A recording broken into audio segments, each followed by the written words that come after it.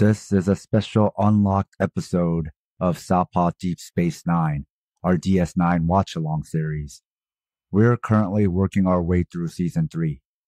If you'd like to hear the rest of this season, find it on the Southpaw Pod Patreon. If you'd like to listen to Seasons 1 and 2, find it in the episodes list of the Southpaw public feed you're listening to now. This episode was recorded months before the Hollywood writer's strike, which began in May 2023. But in solidarity with the writers, we stopped releasing new episodes of Southpaw Deep Space Nine. However, since the increased genocide of Palestinians, Hollywood has lost all of the goodwill it garnered during the strikes. Palestine has been a lens we used for Deep Space Nine since episode 1 of our watch-along series. But now that it's in everyone's consciousness, it's a great time to bring the series back from hiatus and record new episodes with Palestine in mind. Keep thinking and talking about Palestine.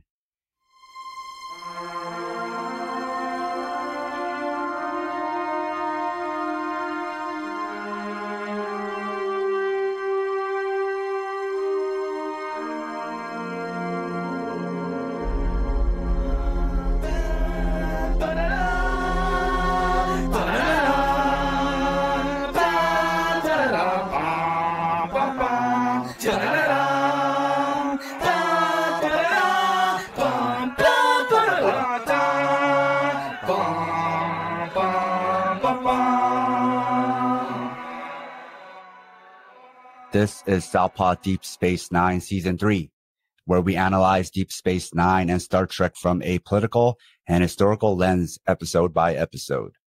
I'm watching DS9 with fresh eyes, and Scott is our veteran Trek fan.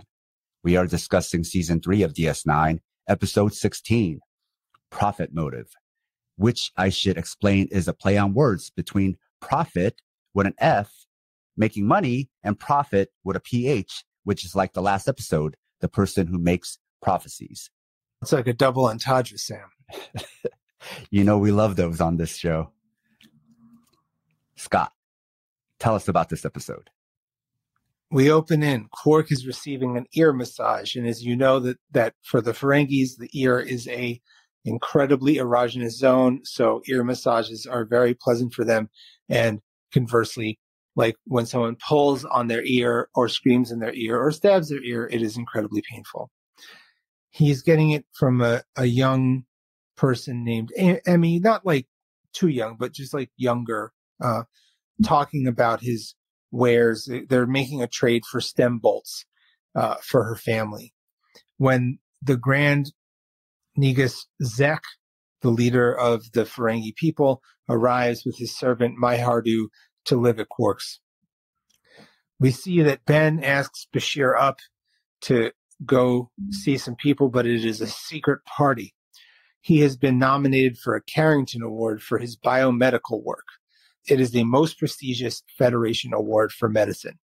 He is the youngest nominee of all time. It turns out that Dax secretly put his name in because, you know, Dax has lived for like 7 generations, so everybody knows everybody. Bashir is visibly affected and leaves the room. Bashir doesn't want to make a big deal about it. Also, Carrington wards are usually for lifetime doctors, usually much, much older. Most of the other people are 100 years old or more. Bashir feels he won't win. Dax is actually surprised by his seeming modesty. Back to Rom's quarters, the space is a mess. Quark is staying there with him while Zek is at Quark's house. Quark notices that a bunch of his stuff is in Rom's place. Rom has been stealing from him, which Quark is both like impressed and disgusted by. Quark insists Rom cleans the house, and Rom refuses. He says, "This is my house, my rules. If you want it clean, clean it." So Rom and Quark goes to see Zek, and Zek is just very uncharacteristic of how we know him to be. Instead of angry and duplicitous and annoyed, he's happy to see them. He has gotten rid of Quark's furniture. He has written a book.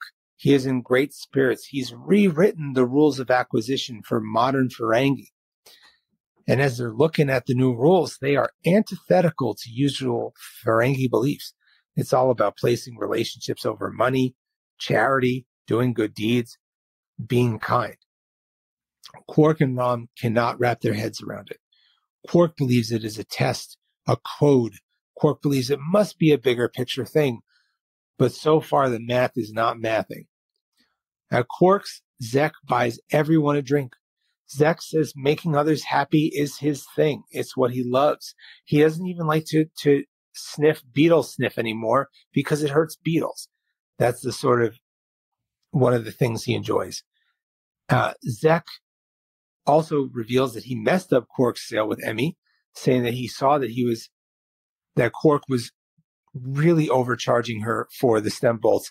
So he told her where she could get stem bolts wholesale. What is going on? Miles and Bashir are playing darts.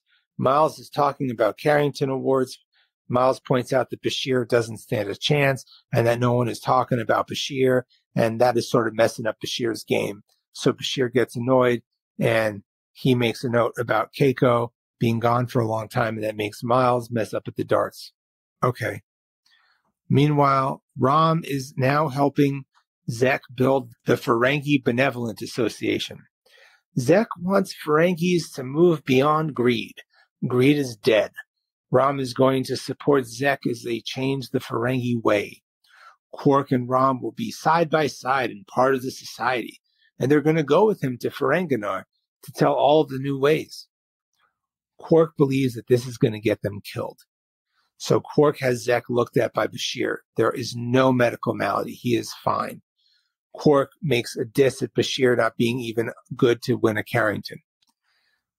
Zek even tries to tip Bashir. This is just a very different Zek that we are used to. The next day, we find out that Zek is going to give a gift to the Bajoran people.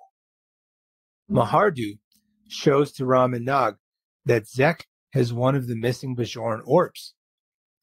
Quark believes that it is the orbs that have changed Zek's behavior.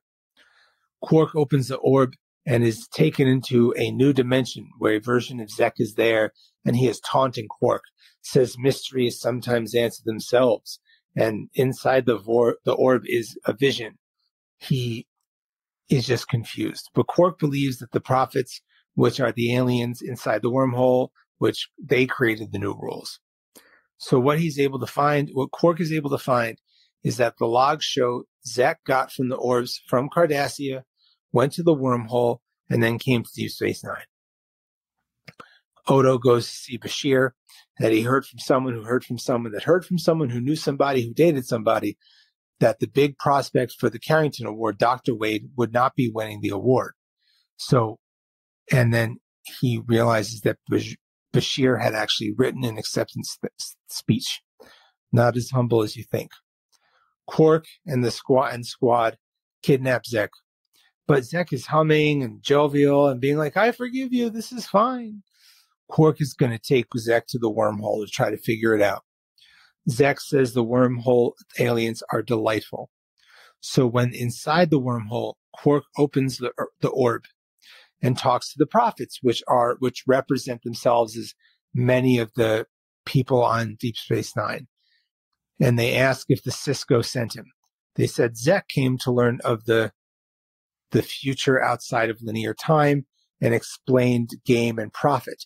They found profit dangerous and disadvantageous, threatening and unnecessary.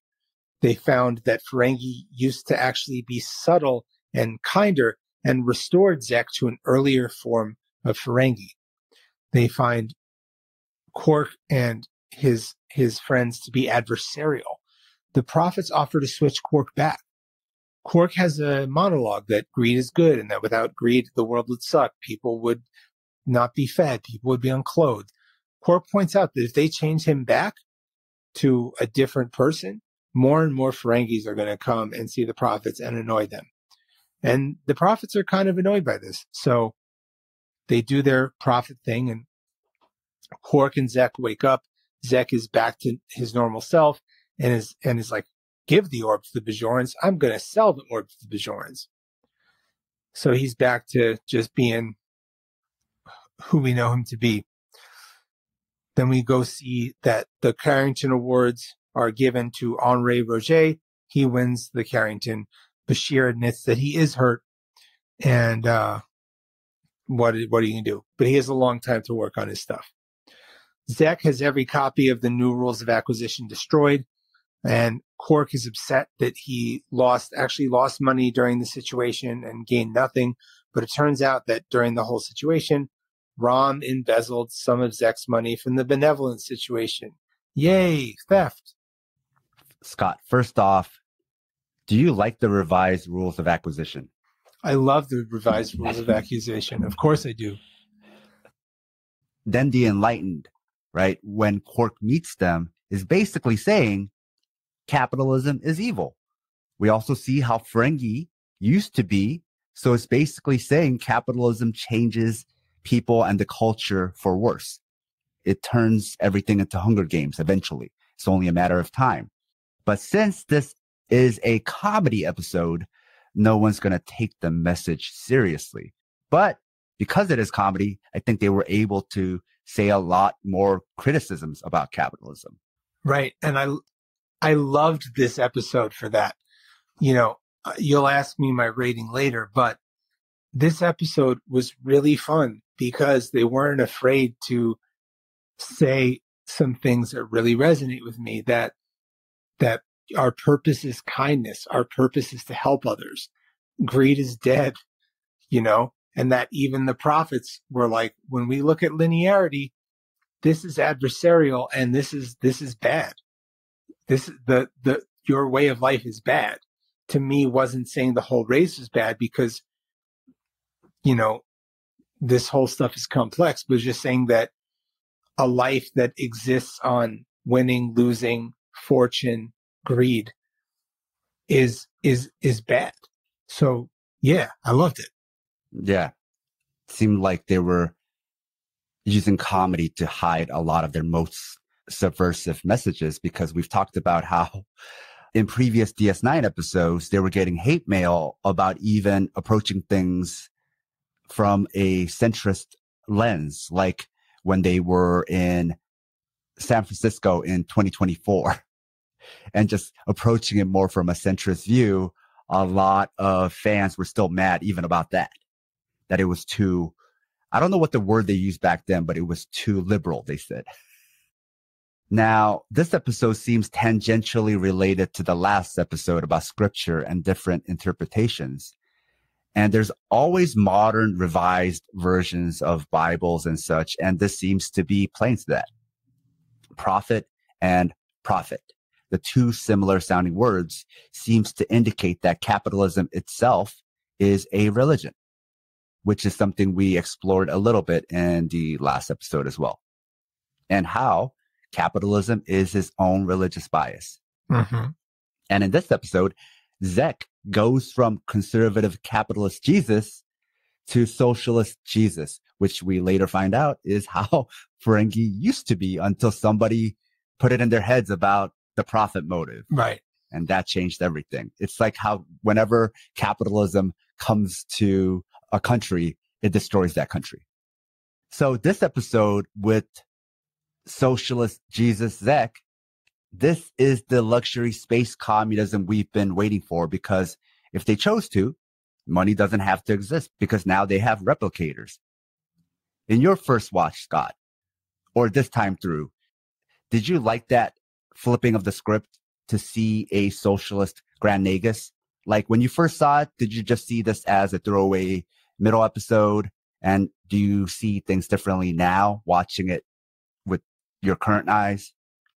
So yeah, this is an episode that I skipped in my previous rewatch, but I didn't skip it in my rewatch before my previous rewatch. So this is the third time I've watched this episode, and I always thought it was a funny episode, but my politics weren't nearly as like capitalism evil as they are now. Mm-hmm. So I just thought it was a funny episode, where this episode, this time I'm like, oh, He's spitting. Yeah. He's saying, like, I'm like, oh, I like this guy. There's some biting critiques about capitalism here where it's not all just expository. It's also just in the way it's written. Now, when we get to the wormhole with Quark and Zek, we find out Zek has reached a state of enlightenment, much like Buddha, right? Who was once rich as fuck and also royalty, then thought better of it. But of course, since this is episodic, we have to return things back to normal. Like Bashir didn't win any awards either. So Scott, then what was the point of this episode? Because we just went back to the way it was. There was no point of this episode. This episode is a filler episode. We learn nothing about anybody. We could think of it as fan service, right? Some candy for the socialists. Yes, it's fan service for socialists. We get to see the prophets a little bit, which is fun. We get to see that prophets are canonically anti-capitalism. So for that, I give this episode a 4 out of 5. But from a mythology standpoint, the episode is almost completely useless. But it also maybe inadvertently agrees with a lot of what modern anthropologists and socialist anthropologists have been saying, which is that no, capitalism is not a fixture of the universe. It's not something that's always existed. It is not human nature. So a lot of what we consider is quote unquote human nature is learned and also a byproduct of the material conditions. Yeah. But did this episode prove to you that DS9 can do comedy? Because DS9 up until this point has had comedic scenes, comedic episodes, whereas this episode seems just straight up a comedy. Oh, well, to me, I think that Deep Space Nine has always had a good comedy bone. But then again, I realized that I'm not watching it with new eyes, so you haven't seen it. But, oh yeah, Deep Space Nine has jokes. Everybody says after season 3, after DS9 gets the beard, it gets better. Is part of getting better meaning also they get funnier? Yes, there are laugh out loud episodes, though many of them involve Ferengi. Which is a good segue to my last point, because you told me Ferengi were first introduced to be a prominent baddie, but now it seems their role is more as comic relief, which I like. But I do disagree that they represent modern capitalists because Ferengi are more like cartoons. They're incompetent capitalists, which is why they're funny. But capitalists in real life, they're not funny. Like the Grand Nagus in real life would be scary as fuck and probably would be the mastermind of countless genocides and overthrows throughout Latin America. Or he'd run for office and be Nixon or Reagan. I mean, Scott, do powerful capitalists in real life scare you? Yes. Especially with all the tech capitalists. I know you have some thoughts about this. Give me your thoughts about the tech acceleration of capitalism. Well, the tech acceleration is what is going to kill us all. And it's really... Maybe I shouldn't have asked you. It's really very scary. It's about the tech acceleration of AI is about to create some problems in the music world that no one is prepared for. Can you explain that? Sure. So last week, if you're listening,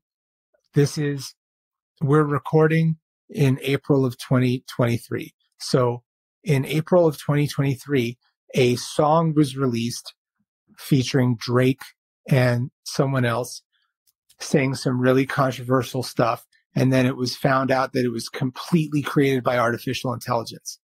Did people think it was really them? People thought it was really them. People were making think pieces about it. People were trying to get it taken off the radio. People were like, because not only was it them, they thought it was them. They were saying some like controversial stuff. And it took like a lot of people to realize that it wasn't. So even experts couldn't tell, not just because the sound of their voice sounded real, but the production must have sounded good enough where they're like, no, this is not just like a satire song. This is like a high production song. Yeah. And you can do it all now with artificial intelligence because artificial intelligence is going so fast. Scott, do you remember like maybe 5 years ago or 6 years ago where we first heard like the first attempts at AI written songs and music? Like there was like a couple of songs written in the style of like the Beatles or the Beach Boys, and it was like cute, right? We weren't scared yet, right? Do you remember this? Mm-hmm. We weren't scared because it was just like, oh, it sounds like, something like a 5-year-old would write, but it was interesting enough for you to find it amusing, right? So fast forward, we went from that where it sounded obviously made by AI, wasn't very good, but at best it was amusing, to where it's enough to trick insiders. Yeah. Remember our first conversations about AI, like just 4 months ago, where we were just talking about, have you seen these things where they're generating art? And, oh, did you see this thing? And then a month after that, we were like, hey, did you see this thing? You could chat with it online. Right. So I'm just saying it's happening very fast. It's happening fast to the point where like some of these Star Trek shows are becoming a little anachronistic because they're not taking into consideration how AI would fit into these things. But whatever. I'd like to change the subject, to be honest. So the main takeaway is capitalism is very scary. Yeah. Scott, can you tell us about the next episode? Next episode is called Visionary, and Miles is seeing some things. Okay.